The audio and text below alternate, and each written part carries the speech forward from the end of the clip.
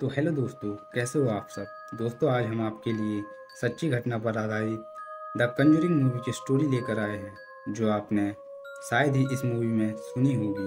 तो चलिए स्टोरी में आगे बढ़ते हैं। स्टोरी की शुरुआत सन 1970 में ठंड के मौसम में रॉजर और उसकी पत्नी कैरोलिन, उसकी 5 बेटियां एक फार्म हाउस में रहने के लिए रवाना हुई, जो कि हॉरिसवेल रोड, आइसलैंड में स्थित था। यह फार्म हाउस 200 एकड़ में फैली हुई थी। इसे सन 1736 में बनाया गया था। साथ ही रॉजर और उसके परिवार ने यहाँ 10 साल गुजारने का निर्णय लिया था। परिवार के वहाँ जाने के कुछ ही दिन बाद उन्हें वहाँ रहने वाली आत्माओं का एहसास होने लगा था। ऐसी कई छोटी छोटी घटनाएं होने लगी थी, जिससे यह साफ साबित हो रहा था कि यह फार्म हाउस किसी अलौकिक शक्ति के वश में है। हालांकि शुरुआत में इस परिवार का जिस आत्माओं से सामना हुआ था, वे उन्हें कुछ नुकसान नहीं पहुंचा रहे थे। बच्चों के माता पिता का कहना था कि वे आत्मा सिर्फ उनके बच्चों को खेलते हुए देखते थे, कभी कभी उनसे बातें भी करते थे। लेकिन कुछ ही दिनों बाद यहाँ की परिस्थितियों ने एक अजीब मोड़ लिया। रॉजर व उसके परिवार के घर में ढेर सारी असाधारण घटनाएं घटने लगीं। खास तौर पर रात को यहाँ अजीब सी डरावनी आवाज़ें आती थी। घर में दीवार पर लगे फोटो का अपने आप गिर जाना, सामानों की जगह बदल जाना, यहाँ तक कि कई बार बच्चों की बेड हवा में तैरने लगती थी। इन सारी हरकतों से यह परिवार काफ़ी घबराने लगा था। उन दिनों खास तौर पर बच्चों की आत्माएं, जो कि इस परिवार को रात भर सोने नहीं देती थी, सब कुछ फिर भी काफ़ी हद तक नियंत्रण में था। लेकिन उसके बाद अचानक से एक ऐसी आत्मा का वहाँ आगमन हुआ, जिससे यह घर ज़्यादा भूतिया में तब्दील हो गया। यह रूह जिस औरत का था, उसने बच्चों की माँ कैरोलिन को अपना निशाना बनाया और उसे शारीरिक रूप से चोट भी पहुंचाने लगी थी। कैरोलिन के लिए यह समय बहुत मुश्किल था, क्योंकि वह डायन उसे रात भर जितना हो सके उतना चोट पहुंचाती थी। एक समय ऐसा भी आया जब इस आत्मा ने कैरोलिन को बीच रात में नींद से उठाकर शैतानी आवाज़ में जोर जोर से घर से बाहर जाने को कहा। ऐसा करते वक्त वह ठीक कैरोलिन के ऊपर बैठी थी। इस परिवार द्वारा बताया गया कि यह रूह दिखने में बहुत डरावनी थी और इसका सिर गले की बाईं तरफ लटका हुआ था, मानो कि जैसे गर्दन को मोड़कर तोड़ा गया हो। कैरोलिन ने बताया कि वह उसे सुई या फिर किसी नुकीली चीज़ से बार बार उस पर वार करती थी और कई बार उसके बिस्तर को ज़मीन से हवा में तैराने लगती थी। ऐसा कुछ दिनों तक चलता रहा। उसके बाद यह सब कुछ होना अचानक से बंद हो गया।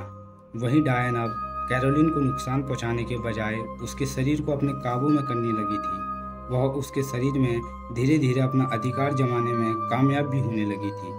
अगर हम उस डायन की ज़िंदगी में झांकने की कोशिश करते हैं जब वह जिंदा थी, तो हमें इस पहलू की एक और कड़ी नज़र आती है।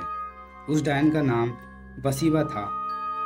उसका जन्म सन 1812 में रोड आइसलैंड में हुआ था।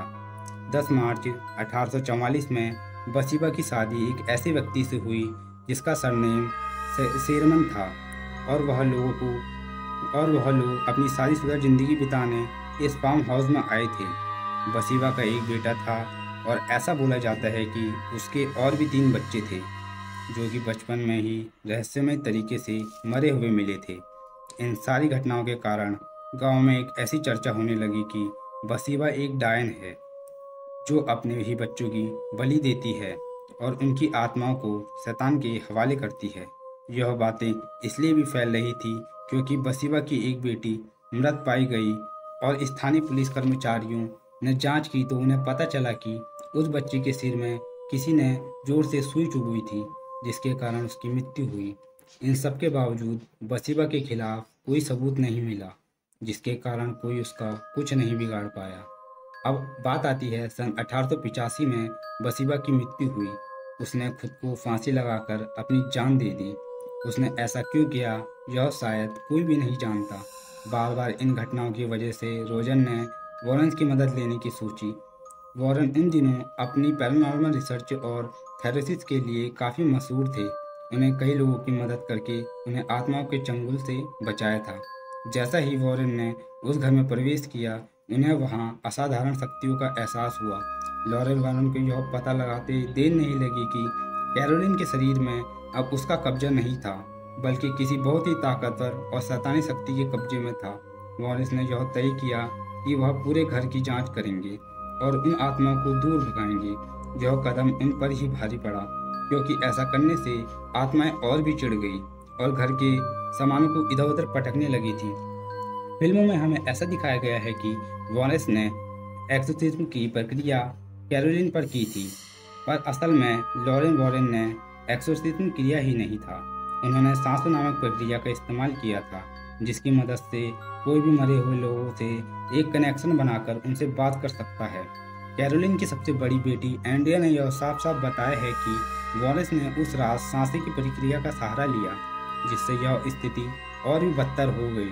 जिन्होंने एक ऐसे रहस्यमय दरवाजे को खोलकर आत्माओं को बुलाया जिससे वह कभी वापस ही बंद नहीं कर पाए। इस घटना के पश्चात एंड्रिया के पिता रॉजर ने वॉरेंस को घर से बाहर निकाल दिया।